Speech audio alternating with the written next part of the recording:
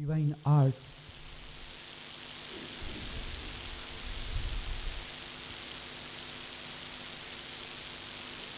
ની એક શાખા જોઈએ તો ડ્રોઈંગ એન્ડ પેઇન્ટિંગ, ચિત્રકામ અને ધર્મ વચ્ચેનો સંબંધ.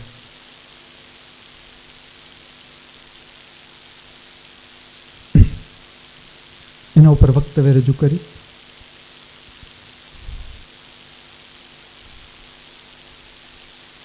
મારા જ કેટલાક જીવનના અનુભવોથી હું તમને આ સંબંધ સ્પષ્ટ કરીશ.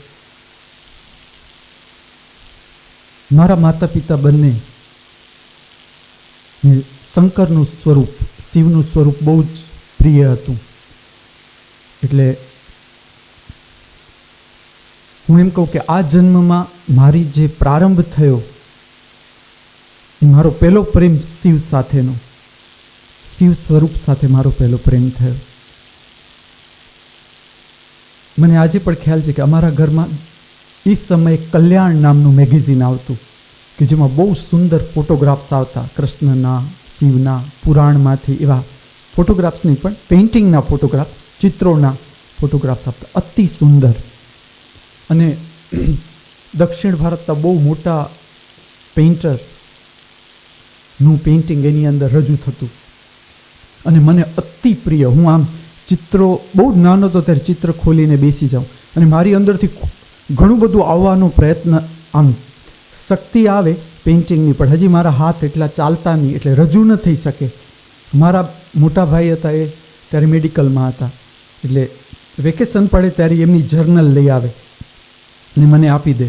હું એની અંદર બહુ જ પ્રયત્ન કરું. શિવ સ્વરૂપ, મને ખ્યાલ છે કે એમાં શિવનો ફેસ હતો, ખાલી ફેસ જ, એની જટા હતી, આખું પોપટી રંગનું ચિત્ર હતું. પોપટી અને પીળા રંગનું મિશ્રણ કરીને જે રંગ થાય એ રંગની આખું સાઈડ ફેસ શંકરનો હતો અને મને એ જોવું બહુ જ ગમે અને હું એને પ્રયત્ન કરું કે એવું દોરાય છે કે નહીં.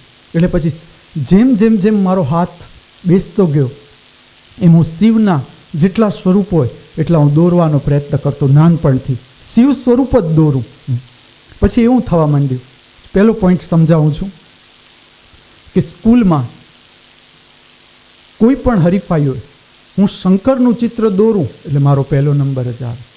પછી રંગોળી હરીફાઈ હોય, ચિત્રની હરીફાઈ હોય. એકવાર તો એવું બન્યું કે હું સ્કૂલમાં હતો ને મારી પાસે કલર નહીં, તો મારી બાને મેં કીધું મારે રંગોળી હરીફાઈમાં ભાગ લીધો છે, તો હવે હું શું કરું, મારી પાસે કલર નથી. તો એણે મને છે ને કોલસાનો ભૂકો કરી આપ્યો. એ કે તું આ કોલસાના ભૂકાથી ચિત્ર બનાવજે. મેં કોલસાના ભૂકાથી રંગોળી બનાવી, એ શિવની, તો એમાંય મારો પહેલો નંબર જ આવે. હવે આની સાથે છે ને એક વાત મને સ્પષ્ટ થવા માંડી મારી અંદર, કે મને એક જાતનું જોડાણ થવા માંડ્યું ને એક ડરે શરૂ થવા માંડ્યો. મને અંદરથી એક પ્રશ્ન થવા માંડ્યો. જો પહેલો પોઈન્ટ હું તમને સમજાવું છું, ધાર્મિક ગતિનો. ધર્મનો અર્થ છે પોતાનો સ્વભાવ જાણવો. મને એમ થાય કે જો હું શિવનું ચિત્ર ન દોરું તો મારો નંબર ના આવે રંગોળી હરીફાઈમાં. આ પહેલો પ્રશ્ન મને અંદર થવા માંડ્યો હરીફાઈમાં, કે કદાચ હું આ છોડી દઉં તો મારો નંબર ના આવે. એક તરફ બીકે લાગે કે પછી મારો નંબર નહીં આવે તો. હવે જો અહીંયા હું તમને ડર ઉપર એક વાત કરું. મારા પિતાજીનું અવસાન થઈ ગયું પછીનો મારો ડર હતો કે મારા પિતાજી તો ન રહ્યા આ જગતમાં, હવે મારી માને ભગવાન લઈ લેશે તો, મરી જશે તો મારી માં. આ એક ડર હતો. બીજો ડર મને રહેતો રાતના ભૂતનો, ભૂત પિશાચનો. ત્રીજો ડર મને રહેતો ગણિતનો, કે ગણિતનું પેપર અઘરું આવશે તો, અને હું પ્રાર્થના કર્યા વગર ગયો હોઈશ તો ગણિતનું પેપર અઘરું આવશે ને હું નાપાસ થઈશ તો, આમ ડર રહેતો. હવે મને શું થવા માંડ્યું, મારી અંદર એક અભ્યાસ ચાલવા માંડ્યો કે જે માની મરી જવાની બીક છે, ડર છે એક, રાત્રે ભૂતનો ડર છે 2, અને ગણિતનું પેપર અઘરું નીકળશે તો 3. આ 3 ડર, અને હું રંગોળી હરીફાઈમાં શિવનું ચિત્ર નહીં દોરું ને મારો નંબર જતો રહેશે તો. આ ડર એક જ છે કે અલગ અલગ છે? એ મારી અંદર એક અભ્યાસ ચાલવા માંડ્યો કે આ ત્રણેય ડર એક જ કહેવાય કે આ ત્રણેય ડર અલગ કહેવાય. હવે અહીંયા મેં જ પોતે જ અંદરથી આ ખાલી અભ્યાસથી, પોતાના દર્શનથી સતત ભયનું જે દર્શન હતું, જેમ કે રાત્રે મને મારા ભાઈ મોકલે કે ઉપર, અને ખૂબ અમારે, હું જે ગામમાં રહેતો ત્યારે લાઇટો નહીં, એ મને મોકલે કે ઉપર જો બારી ખુલ્લી રહી ગઈ છે, બંધ કરી આવો. મોટી અગાસી, આજુબાજુ આખું નિર્જન વાતાવરણ, પીપળાનું ઝાડ, એનો અવાજ આવતો એકદમ.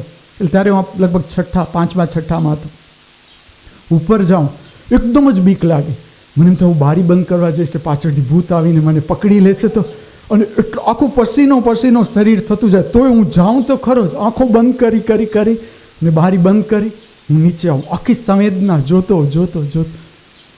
પછી એ જ રીતે હું મારી માની, મને રાતના સપના એવા આવે કે મારી મા મરી ગઈ, એની ઠાંઠડી જાય છે, હું પાછળ રોતો જાઉં, જાગી જાઉં, બીક લાગે કે મા મરી ગઈ હશે તો. પછી આ જ રીતે ગણિતના પેપરો, એકદમ ડર લાગે કે કેવું પેપર હશે. આ ત્રણેય સંવેદના હું જોતો રહ્યો. એક હરીફાઈમાં મારો કૂદકો લાગી ગયો પોતે, કે ના ભલે નંબર ના આવે તો કાંઈ, મારે શિવનું ચિત્ર તો નથી જ દોરવું. અને એ હરીફાઈમાં મેં શિવનું ચિત્ર ન દોર્યું, અને હું એટલું સરસ થયું કે હું હરીફાઈથી મુક્ત થઈ ગયો. મારો હરીફાઈમાં નંબર ના આવ્યો, પણ હું એ ડરથી તો કૂદકો લાગી જ ગયો મારો, કે ના હું શિવનું ચિત્ર ન બનાવું ને મારો નંબર નહીં આવે તો. એટલે નંબર સાથેનું મારું જોડાણ હતું આ ચિત્રકામનું, જે મારા જીવનમાં જે ઘટના બની છે એની પહેલી ઘટના આ કે મારો કૂદકો લાગી ગયો એમાંથી. તો જો તમે રામકૃષ્ણ પરમહંસ હતા, એનું આ જ પ્રકારનું વાત હતી એમના જીવનમાં. એનું કાલિકા સ્વરૂપ સાથે એકદમ એટેચમેન્ટ, એકદમ હાર્દિક. અને હું પોતે કહું છું, મેં જે શિવ સ્વરૂપ સાથેનો મારો પ્રેમ અનુભવ્યો છે, કે એની સાથેનું મારું જોડાણ અનુભવ્યું છે અતિ, તો રામકૃષ્ણ હું સમજી શકું કે એને કેવું થયું હશે કાલી સ્વરૂપ માટે. તો એના ગુરુએ એને કેવું કરાવ્યું કે ચાલ હું કાચથી તારું ગળું કાપું છું, તું અંદર કાલિકાનું ગળું કાપ, કાલિકાનું ગળું ડોકું ઉડાડી દે તું અંદરથી, કારણ કે આ ધારણા છે વિચારોની, તારું અંદરથી એસોસિએશન થઈ ગયું ધારણા સાથે, સ્વરૂપ સાથે. તું સ્વરૂપને કૂદી જા, તોડી નાખ કાલિકાનું માથું, અંદરથી તોડી નાખ તું.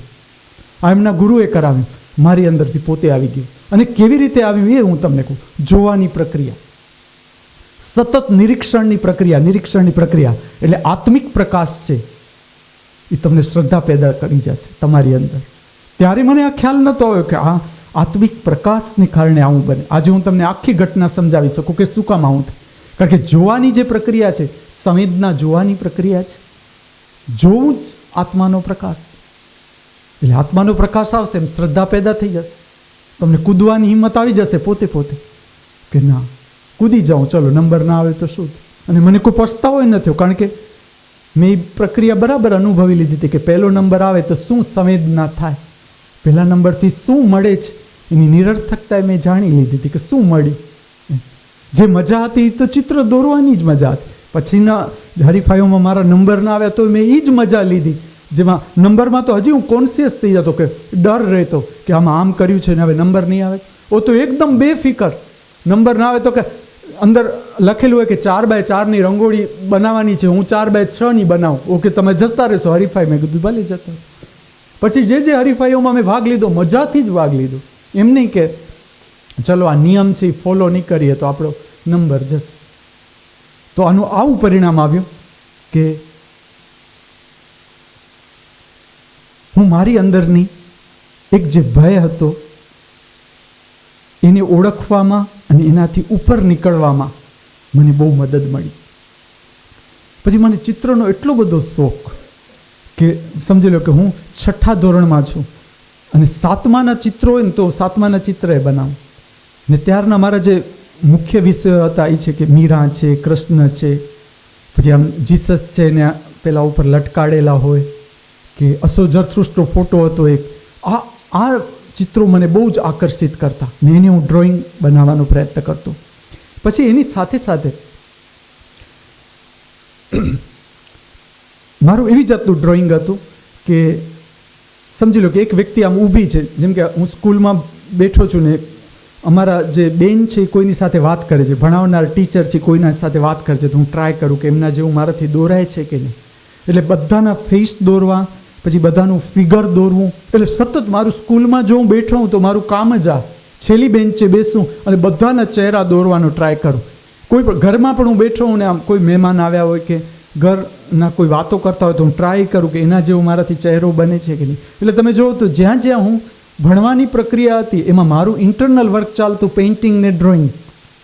અને છોકરાઓ કંટાળે ડ્રોઈંગથી, એટલે એ લોકો જેટલી એમની ડ્રોઈંગ, જેટલા મારા મિત્રો હતા એ બધા મને કે લે તું મને દોરી દે ને, આ મીરા તું દોરી દે, તો જેટલા મને આપે ને બધાની ડ્રોઈંગ શીટમાં હું એટલું જ પ્રેમથી દોરી દઉં એમ, અને મને ખૂબ મજા આવે. એની સાથે સાથે હું એ સમયે એક રમત રમતો, એમાં હું એવું રહું, મને નાનપણથી ફિલ્મ મેકિંગનો બહુ શોખ.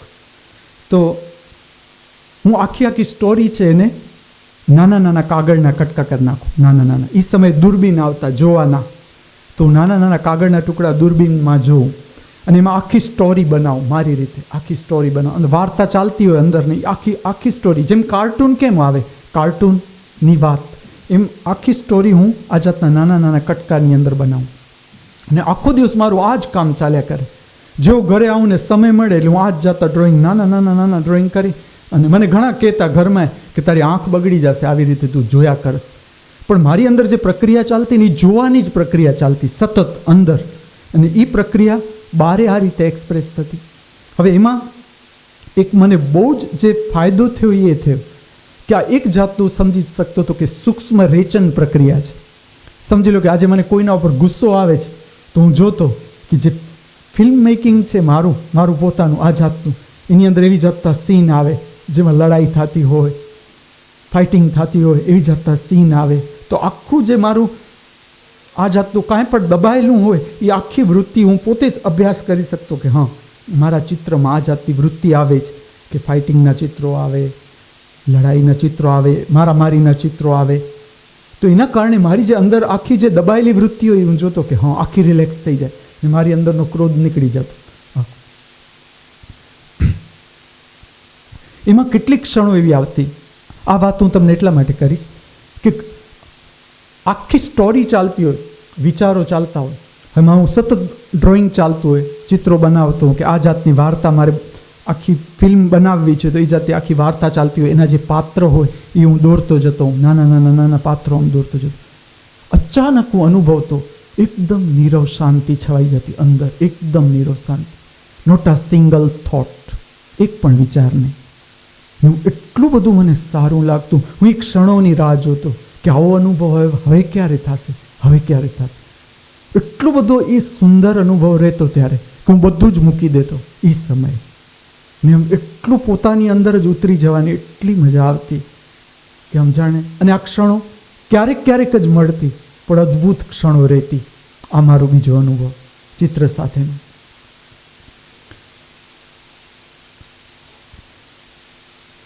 એવો જ એક અનુભવ કહું કે એક સમય એવો હતો કે હું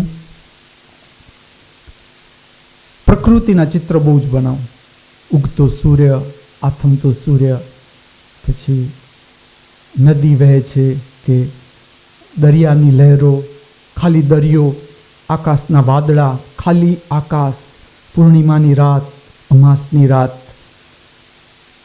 લહેરાતું ઘાસ હોય, વૃક્ષ હોય, એવી જાતના ચિત્રોમાં એક સમયમાં મને બહુ જ રસ રહેતો. એટલે એટલી હદે હું અંદર ખોવાયેલો રહેતો કે ઘણીવાર કલાકો આ જ ચિત્રો દોર્યા કરતો. આમાં ને આમાં જ રંગ અને આ જે સીટ હોય પેઇન્ટિંગની, એમાં ને એમાં જ હું એસોસિએટ થતો, એમાં ને એમાં જોડાયેલો રહેતો, ખોવાયેલો રહેતો. એક સવારે એવું થયું કે હું એકદમ આ પેઇન્ટિંગ કરી આ પ્રકૃતિના એકદમ શરીર થાકી ગયું હતું, આંખો થાકી ગઈ હતી, રાતના મેં વર્ક કર્યું. તો મને એમ થયું ચલો હું થોડું જંગલમાં ચાલી આવું વોકિંગ માટે. હું જંગલમાં નીકળી ગયો. એ સમયે હું છે ને ઘાસના ચિત્રો બનાવતો, લહેરાતા ઘાસ હોય, મોટું મેદાન હોય. પછી હું જઈને એક વિશાળ મેદાન હતું જ્યાં નાનું ઘાસ આમ ઉગ્યું હતું, એમાં જઈને હું બેઠો ને આમ પવન આવતો હતો. તો ધીમે ધીમે હું આમ આખી પ્રકૃતિ આમ જોતો હતો, તો કોઈ જોનાર ન હતું ત્યાં, ખાલી હું એક બેઠો હતો. અને જે ઘાસ લહેરાતું હતું, પછી એક પ્રકારની જે જંગલી ફૂલોની સુગંધ હું અનુભવતો હતો. તો મને એક ઊંડાણથી એક દર્શન એવું આવવા માંડ્યું કે કેટલી સુંદર પ્રકૃતિ છે કે જેમાં, કારણ કે મેં એટલી બધી મહેનત કરી હતી આમાં પેઇન્ટિંગમાં, જે પ્રકૃતિના પેઇન્ટિંગમાં, તો મને એમ થતું હતું કે આપણે ઘાસનું તણખલું દોરવા માટે કેમ રંગ પૂરવા પડે, અને છતાં આખું પેઇન્ટિંગ કરીએ તો એ નિર્જીવ, હવા આવે તો કોઈ ઘાસનું તણખલું ડોલવાનું નથી. એ બધું આમ સ્થગિત લાગતું, મને નિર્જીવ લાગ્યું મારું પેઇન્ટિંગ. જ્યારે મેં પ્રકૃતિને જોયું કે પ્રકૃતિમાં કેટલી અદ્ભુત નૃત્ય છે, સંગીત છે, પેઇન્ટિંગ છે, ડ્રોઈંગ છે, મને એવા દર્શન થયા પ્રકૃતિમાં કે મને એ સમયે પેઇન્ટિંગ નિર્જીવ લાગવા માંડ્યા. કે આપણે જે ચિત્ર બનાવીએ છીએ કેવું કે ઘાસ છે તે તો એમને એમ ઊભું છે, આ તો આખું ઘાસ લહેરાય, હવા આવે, હવા સ્પર્શે, ફૂલ છે તો ફૂલમાંથી સુગંધ આવે. એટલે એ સમયે જે પરમાત્મા માટે અથવા પરમ શક્તિ માટે જે અંદર મારી અંદરથી જે ધન્યવાદ અથવા એનું જે એક સ્વરૂપ સમજવામાં, એનું દર્શન કરવામાં મને જે એક મદદ મળી પેઇન્ટિંગની કે ડ્રોઈંગની, તમે સમજો એ કલાની, તો મને એમ લાગ્યું કે આ કલાનો જો યોગ્ય ઉપયોગ કરવામાં આવે, સાચા અર્થમાં તમને એ કલા તરફ રસ હોય અને તમે એમાં ઊંડાણ પકડતા જાઓ, તો પરમાત્માનું સ્વરૂપ પણ સમજવામાં આ કલા આ રીતે ઉપયોગી થઈ શકે. અને હું ત્યાં ને ત્યાં જ બેઠો રહ્યો કેટલો બધો સમય, મને ખ્યાલ નથી, પણ લગભગ સવારથી બપોર પસાર થઈ ગઈ ત્યાં સુધી હું મેદાનમાં ને મેદાનમાં જ બેઠો રહ્યો. અને હું મારું જૂનું જેટલું પેઇન્ટિંગનું વર્ક હતું ને એ હું યાદ કરતો હતો કે કેટલું. પછી તો મને બધું મારી આંખ સામે આવવા માંડ્યું કે એક એક મનુષ્ય, એક એક પ્રાણી, એક એક વૃક્ષ. તમે એક વૃક્ષ આમ આપણે લઈએ, એક વૃક્ષમાં એક પાંદડામાં કોઈ વેઠ જોવા ન મળે. એક એક પાંદડું, એક એક ડાળી, એક એક ફૂલ, ફૂલની પાંખડી, એની પોતાની દરેકની સુગંધ. અને હું એ જોતો હતો કે આ મેદાનની અંદર નથી કોઈ જોનાર, તોય વૃક્ષો એ જ રીતે ગાય છે, એ જ રીતે નાચે છે, જેના ઉપરથી મને ધીમે ધીમે ધીમે આખી જે ડિવાઇન આર્ટ છે ઉતરવા માંડી. જેમ જેમ હું આ પ્રકૃતિમાં બેઠો ને આ અનુભવ થયો, એની સાથે બીજું પાસું મારી અંદર ખુલવા માંડ્યું. એ આખો ડિવાઇન આર્ટનો કન્સેપ્ટ ખુલવા માંડ્યો કે આત્મિક કલા કેવી હોવી જોઈએ કે જેનાથી તમે પરમાત્માને જાણી શકો, પરમાત્માનું સ્વરૂપ સમજી શકો, ધર્મ સમજી શકો, તમે તમારો સ્વભાવ સમજી શકો.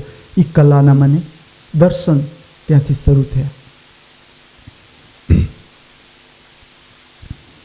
એમાં જો એક આગળ વાત કરું, પછીના મારા જે પેઇન્ટિંગ છે એમાં મેં એવા અનુભવ કર્યા, જેમ કે સમજી લો કે મને એક બુદ્ધનું પેઇન્ટિંગ શરૂ થયું અંદરથી, બુદ્ધનું સ્વરૂપ. આ બુદ્ધનું હું પ્રકાશિત સ્વરૂપ જોઉં આખી રાત મારી અંદર રહે. શરૂઆતમાં એવું થાય કે બુદ્ધના અનેક આકૃતિઓ મારી આંખ સામેથી નીકળે, અનેક આકૃતિઓ. પછી એમાંથી સ્થિર થઈ જાય એક આકૃતિ, બરાબર, એનો રંગ, આકૃતિ, એની આભા, એનું પ્રકાશ એ સ્થિર થઈ જાય મારી અંદર. એ સમયે મને એવું હતું કે ઓઇલ પેઇન્ટ હતું ને, એમાં જે ઓઇલનો ભાગ હોય ને એની એક એલર્જી રહેતી, કેરોસીનની એલર્જી રહે, ટર્પેન્ટાઇનની એલર્જી રહે, શ્વાસોશ્વાસમાં તકલીફ પડે મને. પણ એક સમય એવો આવ્યો કે મારી અંદરથી એટલો બધો દિવાલ ઉપર આ જાતના પેઇન્ટિંગ કરવાનો ફોર્સ આવે કે મારી આ એલર્જી પૂરી થઈ ગઈ, કોઈ તકલીફ ન રહી પછી મને. અને આ જે હું વાત કરું છું એ એક બુદ્ધના ચિત્રમાં એવું બન્યું કે જેમાં મને અતિશય પ્રકાશિત બુદ્ધ મારી આંખ સામે આવે. મેં પ્રયત્ન કર્યો એ ડ્રોઈંગનો. એની સાથે અહીંયા વાત હું એ કરું છું કે બુદ્ધનું પેઇન્ટિંગ જેવું મેં બનાવવાની શરૂ કર્યું, એની સાથે એક સુગંધનો મને અનુભવ શરૂ થયો, ખાસ પ્રકારની સુગંધ જે બુદ્ધ સાથે રહેતી. હવે એ સમયે જે લોકો આવ્યા મારી પાસે, જે હું પેઇન્ટિંગ કરતો હતો ને, એ આખું એક દૂર એક ઓરડો હતો, એની અંદર આ પેઇન્ટિંગ હું કરતો હતો. જે ત્યારે મને મળવા આવ્યા ને બધાએ મને એમ કીધું કે એક સુગંધ અદ્ભુત છે. મેં ચર્ચા ન કરી એ લોકો સાથે, પણ મને ખ્યાલ આવી ગયો કે જ્યારે તમે આટલું બધું જોડાણ થાય ને, હાર્દિક જોડાણ, જેની સાથે તમારું હાર્દિક જોડાણ થાય અને એ તમે રજૂ કરો, એટલે મને ખબર છે કે કેટલો ફોર્સ હું અનુભવું કે મારો હાથ આમ એમ લાગે કે હાથની એટલી હોય નથી, ગ્રીપ નથી, મારા સ્નાયુ એટલા તૈયાર નથી કે હું આ ચિત્રને બહારે રજૂ કરી શકું. પણ જે તાકાત હતી અને એ જે જોડાણ હતું જે ક્ષણોનું, તો એ સમય દરમિયાન મેં અને જે મારી સાથે હતા એ લોકો એક સુગંધનો પણ આ જાતનો અનુભવ કર્યો. આવું જ એક બન્યું મહાવીરના ચિત્રમાં. હું મહાવીરનું ચિત્ર બનાવતો હતો તો જેટલા ઘરમાં હતા એ બધા મને કહે કે આજે એક દેરાસર જેવી સુગંધ રહે છે. મને ખ્યાલ આવી ગયો કે કારણ કે આવા અનુભવ મને આગળ થયેલા કે સુગંધ અને પેઇન્ટિંગ છે એને પણ સંબંધ છે કે તમે કેટલું હાર્દિક જોડાણ છે અને કઈ શક્તિથી તમે બનાવો છો. એટલે બહુ આત્મિક તમારું પ્રાગટ્ય છે તો તમને સુગંધનો અનુભવ થશે. તો જ્યારે હું મહાવીરનું ચિત્ર બનાવતો હતો ને ત્યારે મને ખ્યાલ હતો કે એટલે મને શરૂ થઈ ગઈ સુગંધ. થોડા સમય પછી બધાએ મને કીધું કે આજે આખા ઘરમાંથી છે ને જાણે દેરાસરમાંથી આવતી હોય ને એ જ પ્રકારની સુગંધ આવી. અને આ આખું પેઇન્ટિંગ બનાવતા સળંગ મેં બનાવ્યું 8 કલાક. 8 કલાક એક જાતની સુગંધ આખા ઘરમાં રહી. એટલે આ અર્થમાં જે કલા છે એ પોતાનો સ્વભાવ સમજવામાં, ધર્મ સમજવામાં, પરમાત્માનું સ્વરૂપ સમજવામાં મદદરૂપ થઈ શકે. જે મારા અનુભવ છે એ મેં તમારી સમક્ષ આ રીતે રજૂ કર્યા. એટલે મારી જે ચિત્રકામ સાથેનો મારો જે અનુભવ છે કે એમાં જે મારી યાત્રા છે એના ઉપરથી હું એ જ વાત સ્પષ્ટ કરું છું કે કલા તમને જીવનના પરમ શિખર સુધી પહોંચાડી શકે. માત્ર એક તો સાચા અર્થમાં પ્રાગટ્ય હોવું જોઈએ. પછી કોઈ ઓડિયન્સ કે કોઈ મારા વખાણ કરશે તો નહીં કરે તો એનાથી મુક્ત હોવી જોઈએ કલા. અને હંમેશા હું તમને કહીશ કે દિવ્ય કલાનો અર્થ છે પ્રશંસા અને પૈસો. બેઉને છોડી અને જે આત્મામાંથી પ્રગટે છે, જેમ પ્રગટે છે એ રીતે રજૂ કરવાની જરૂર છે. એટલા માટે જે આર્ટિસ્ટ અમારી પાસે આવશું એમને વારંવાર કહીશ કે તમને અહીંયા મારી સંપૂર્ણ સ્વતંત્રતા છે. હું ક્યાંય દખલ નહીં કરું. હું તમને મારા જે કેટલાક વ્યૂ હશે, મારું જે દર્શન હશે એ હું તમને કહીશ ખરું કે મને જોઈએ આ જાતનું શિલ્પ છે તો આ જાતનું જોઈએ કે પેઇન્ટિંગ આ જાતનું જોઈએ. પણ હું તમારી સ્વતંત્રતા ઉપર તરાપ નહીં મારું. કારણ કે હું જોઉં છું કે મોટા મોટા પેઇન્ટર અથવા હું જેને પણ મળ્યો હું એ જ જોતો કે એ લોકોની સ્કિલ બહુ જોરદાર, પેઇન્ટિંગ રજૂ કરવા માટેની સ્કિલ બહુ જોરદાર. પણ શું થાય, જે શક્તિ છે એ જોડાઈ ગઈ મન સાથે. મન જોડાયેલું છે, બહિર્મુખી મન છે એ સંસાર સાથે જોડાયેલું છે. એટલે લોકો કયા ચિત્રને પસંદ કરે છે? મોડર્ન આર્ટને પસંદ કરે છે. તો આપણે જે આર્ટિસ્ટ છે મોડર્ન આર્ટ કરશે કારણ કે એને જીવન નિર્વાહ ચલાવવાનો છે. એટલે જ્યારે હું આવી વ્યક્તિઓને મળતો થયો ત્યારે મને એમ લાગ્યું કે ના, કલા છે એ પોતાના નિખાર માટે છે, પોતાના સ્વભાવને જાણવો, પોતાના દર્શન કરવા, એનાથી વિશેષ કાંઈ હોઈ જ ન શકે. જીવન નિર્વાહ છે એ એટલી મોટી વાત નથી જેટલા પોતાના દર્શન કરવા. એટલી હિંમત જેનામાં છે એ કલાને પ્રશંસા સાથે કે પૈસા સાથે નહીં જોડે. કારણ કે હું જેમ આર્ટિસ્ટને મળતો, જેમ મારી સમજ વધતી કલામાં, તો હું જોતો કે કેટલું થોપાયેલું ચિત્ત કામ કરે છે. મેં પહેલી વાર મોનાલિસાનું પેઇન્ટિંગ જોયું તો બધા કે મોનાલિસાનું સ્માઇલ, કે કેટલી સુંદર મોનાલિસાનો ચહેરો બનાવવામાં આવ્યો છે ને એને ચિત્રમાં બહુ ઉપરનું કક્ષા આપવામાં આવી મોનાલિસાને. તો ત્યારે મને એમ થતું કે જે લોકો મોનાલિસાના ચિત્રના વખાણ કરે છે એને જૂની શકુંતલાનો ફેસ જોયો છે જે દોરવામાં આવેલો છે. મેં શકુંતલાનું એક અતિ સુંદર ચિત્ર જોયું છે. એમાં કેવી જાતનું ચિત્ર છે જેમાં બે એની સખી સાથે શકુંતલા ચાલે છે, વચ્ચે શકુંતલા છે, આજુબાજુ બે એની સખીઓ છે. એમાં એક સખી ઉપર એનો હાથ છે એ પાછળ જોવે છે અને એના પગમાં છે ને કાંટો વાગી ગયો છે, આમ કાંટો ચોંટી ગયો છે, એની કાઢે છે ને એ પાછળ જોવે છે. આ જાતનો એનો ફેસ છે. આવું આખું ચિત્ર છે. અને એમાં જે એનું ચહેરા ઉપરનું જે નિર્દોષ ભાવ કે આમ 16-17 વર્ષની ઉંમરે જે ચહેરો દેખાય અને જે રીતે એ કાંટો કાઢે છે એનો ભાવ, તો મને, અને એવા તો અનેક ચિત્રો મેં જે જોયા જેમાં આપણે કહીએ કે ઇન્ડિયન ફેસ અથવા ભારતીય ચહેરાઓ, ત્યારે મને એમ લાગતું કે આ થોપાયેલું ચિત્ત છે કે કોઈએ એમ કહી દીધું કે આ મોનાલિસા છે, એ ચિત્રમાં જે ફેસ છે સ્ત્રીનો એ સૌથી બેસ્ટ છે, સૌથી સુંદર ચહેરો દોરવામાં આવ્યો છે, તો બધાએ માની લીધું કે હા મોનાલિસાનો ફેસ છે સૌથી સુંદર. હિપ્નોટાઇઝ થઈ ગયું આપણું ચિત્ત.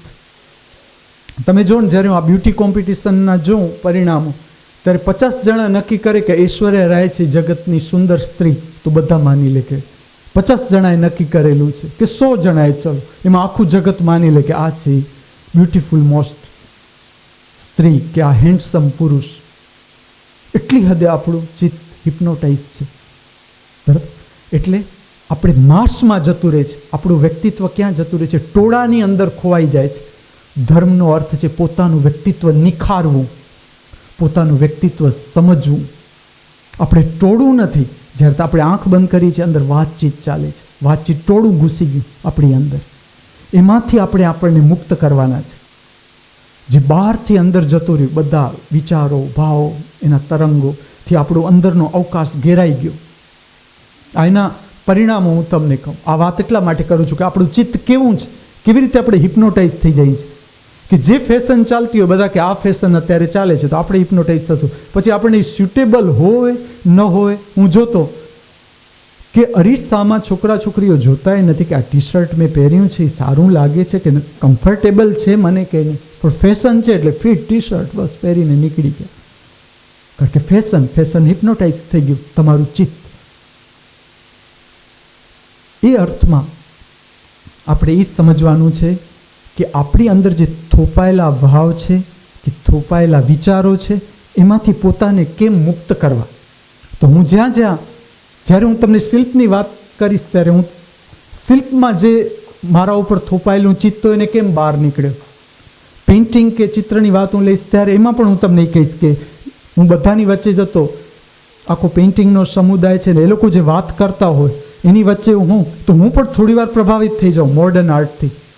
પછી જેવું મારી અંદર જાઉં ને એટલે મને ખ્યાલ આવે કે ના, મોડર્ન આર્ટ છે, ભલે એ લોકો એને પ્રેફરન્સ આપતા, એ લોકોને ગમતી હોય તો એમને ગમે, એમાં હું કાંઈ દખલ નથી કરતો, પણ એ મારો વિષય નથી. મોડર્ન આર્ટ હું મારું કેન્દ્ર જોઉં તો જે કેન્દ્રમાંથી જે કલા જેમ પ્રગટે છે, જે ચિત્ર જેમ પ્રગટે છે, એમ જ મેં દોરવાનો પ્રયત્ન કર્યો. પછી એને હરીફાઈઓમાં નંબર આપવામાં આવ્યો, ન નંબર આપવામાં આવ્યો, પ્રશંસા કરી કોઈએ ન કરી, એને મેં ધ્યાનમાં લીધું જ નહીં. મેં જે મજા કરી એ મારી અંદરની કલા અને એના પ્રાગટ્યમાં કેવી રીતે પ્રગટ કરવી. તો આ જે મારી યાત્રા રહી કલાના પેઇન્ટિંગમાં કે ડ્રોઈંગમાં, ચિત્રકામમાં, એનાથી મને જ્યારે હું શિક્ષક તરીકે ગયો ત્યારે મને એક વસ્તુ હું છોકરાઓને કહેતો કે તમે છે ને ડ્રોઈંગમાં ખાસ રસ લ્યો, તમે છોડો નહીં ડ્રોઈંગ, જેવું થાય એવું ડ્રોઈંગ કરો. હું જ્યારે બીએસસીમાં હતો ત્યારે મારો એક સબ્જેક્ટ ઝૂલોજી હતો. મારી સાથે એવા મારા મિત્રો હતા કે એટલું બધું એમનું ખરાબ ડ્રોઈંગ, લગભગ તે લોકો મારી પાસેથી જ દોરાવે, પણ એ મને વાત કરે કે ઘણીવાર ઉંદર દોરવાનો હોય ને તો એ લોકો એવું કહે કે એક સેટ હતા એને 4,444 રૂપિયા એમ કરીને ઉંદર બનાવે એમ. એટલે ત્યારે હું જોતો કે કેટલું બધું ઝૂલોજી જેવા વિષય આ લોકો પસંદ કરે છે, છતાં ડ્રોઈંગ ઉપર આટલી આ લોકો કેરલેસ રહે છે કે મહેનત કરતા જ નથી. આખું ઝૂલોજી વિષય જ તમે પેપર રાઇટિંગમાં ડ્રોઈંગ જ અગત્યનું છે કે તમારે ક્ષણે ક્ષણે ડ્રોઈંગનો ઉપયોગ આવે, એક વસ્તુના વર્ણનમાં તમારે ડ્રોઈંગ આવે. તો છોકરાઓ એનાથી અજાણ વેઠ જ ઉતારે કે ના ડ્રોઈંગ નથી શીખવું. સાચા અર્થમાં કેવું થાય કે આપણી અંદર વિચારોની શૃંખલા આમ ચાલતી હોય. હવે જ્યારે તમે ડ્રોઈંગ બનાવવા જાઓ ને ત્યારે વિચારોની શૃંખલા પોતે સ્ટોપ થાય, કાં તો સ્ટોપ થાય અથવા ક્રિએટિવ પાર્ટ તરફ જાય. કારણ કે તમારે ડ્રોઈંગ બનાવવું છે તો વિચારોની શૃંખલાએ કાં ધીમા થવું પડે અથવા તો એને જે પેઇન્ટિંગ કે ડ્રોઈંગ બનાવવાની પ્રક્રિયા છે એમાં એ મનની શક્તિ ઉતરી જવું પડે. એટલે અંદર એક અવકાશ ઊભો થાય. તમે એ અવકાશ પણ દર્શન કરી શકો કે હા, પહેલાં જે વિચારો ચાલતા હતા એને બદલે હવે વિચારો શાંત થવા માંડ્યા, અવકાશ થવા માંડ્યો. તો જેમ જેમ તમે પેઇન્ટિંગમાં ઉતરતા જાઓ એમ તમે જુઓ કે ગઈકાલ કરતાં આજે હું વધારે ઊંડાણથી ઇન્ટરનલ સ્પેસ સાથે હું ડ્રોઈંગ કે પેઇન્ટિંગ બનાવું છું. આપણે સૌ પરમ સત્યના પરમ સ્વરૂપને સમજવા ઓળખવા સક્ષમ બનીએ, પરમ સત્યને સ્વીકારવા માટે સમર્થ બનીએ. એ પ્રાર્થના સાથે મારી અંદરથી જે બોલ્યા અને તમારી અંદરથી જેણે સાંભળ્યું બંનેને હું મારા હાર્દિક વંદન કરું છું. અસ્તુ.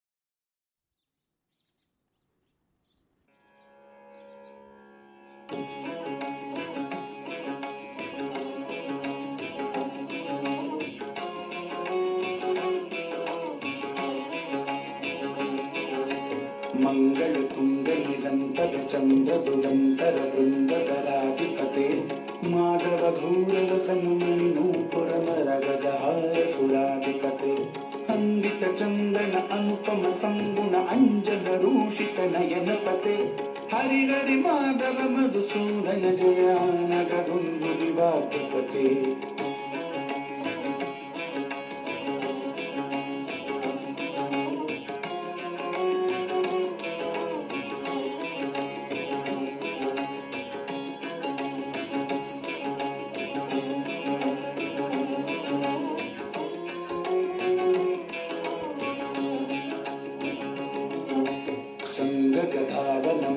सुदर्शन नारायण गरुण गरज्वल से चल चल नयन सुधाकर भाषण कंद स्वतंत्र स्वरूप निधे अमर कनेर पिवांचित पद युग अमल कमल दल सौम्य निते हरि हरि माधव मधुसूदन जयान गरुंदु विभाग्यपते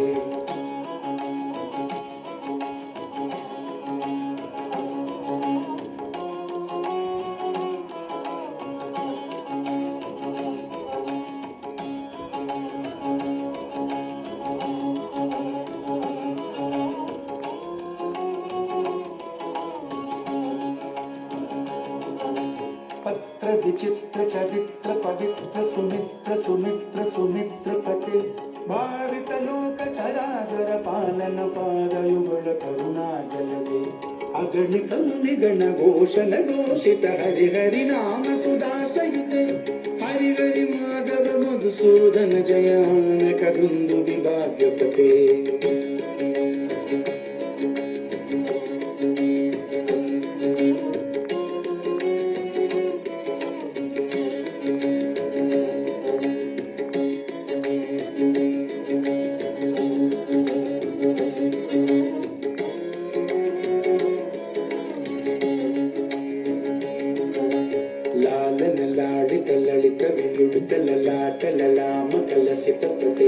नव नव भाव मनोहर केतन केतन हेतु विनोद विटे आनन विकसित हसन मंद पर अकलुष सुंदर रूप निधे हरि हरि माधव मधुसूदन जयान गरुंदु विभाग्यपते